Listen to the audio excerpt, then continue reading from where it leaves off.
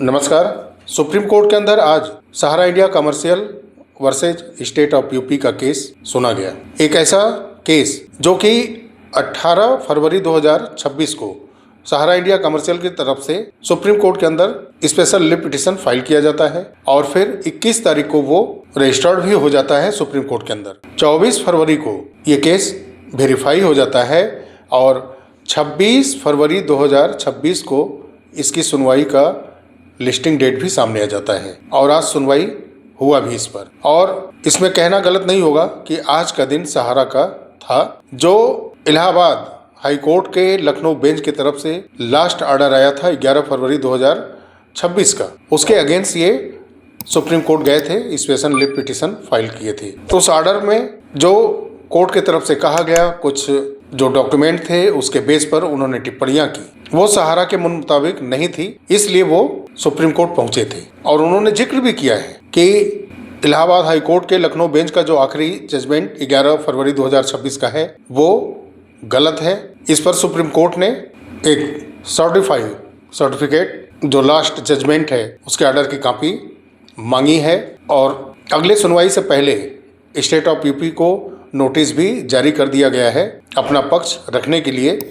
और जो भी कार्रवाई की है, एलडीए ने लीज एग्रीमेंट को कैंसिल किया है, लाइसेंस को कैंसिल किया है और सारे प्रॉपर्टियों को अपने अंदर में जब्त कर लिया है। तो उसको भी अपना पक्ष रखने के लिए 16 मार्च को सारा डिटेल, सारे डॉक्यूमेंट के साथ सुप्रीम कोर्ट के अंदर उनको उपस्थित होना होगा।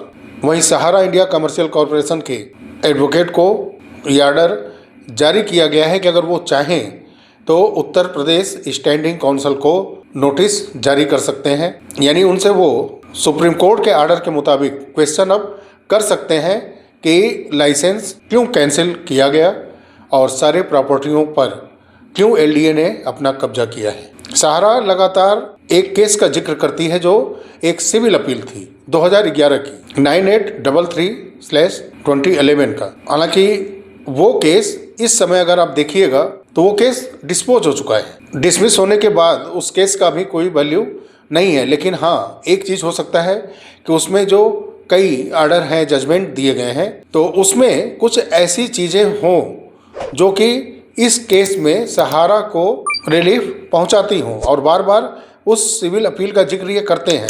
तो जो आज की सुनवाई है उसमें सहारा को रिलीफ मिला है। सहारा के पक्ष में सुप्रीम कोर्ट का आज का ऑर्डर आया हुआ है। अब ये देखना है कि जब ये केस आगे बढ़ता है और जो रिस्पोंडेंट हैं स्टेट ऑफ यूपी की तरफ से, जब एडवोकेट अपनी बात रखते हैं जिसके बेस पर वो इलाहाबाद के लखनऊ बेंच को प्रभावित किए और वहाँ के ऑर्डर को अपने पक्ष में लाने में वो कामयाब हुए, तो क्या वो डॉक्यूमेंट सुप्रीम कोर्ट को भी प्रभावित करेंगे आगे चल के, ये बहुत जल्द पता चल जाएगा। कम से कम 16 मार्च को जब ये सुनवाई होगी केस की, तो उसमें कुछ ऐसे फैक्ट, डॉक्यूमेंट दोनों पक्ष की तरफ से रखे जाएंगे जिससे कुछ चीज़ें स्पष्ट हो जाएंगी। 11 फरवरी 2026 का जो इलाहाबाद हाई कोर्ट का लखनऊ बेंच का ऑर्डर था, उसमें ये चीज़ सहारा का कहना था कि जो केस से भी सहारा का चल रहा है उसमें इस प्रॉपर्टी को लिस्ट कर दिया गया है। तो जब ये प्रॉपर्टी वहाँ लिस्ट है तो इसकी सुनवाई हो ही ना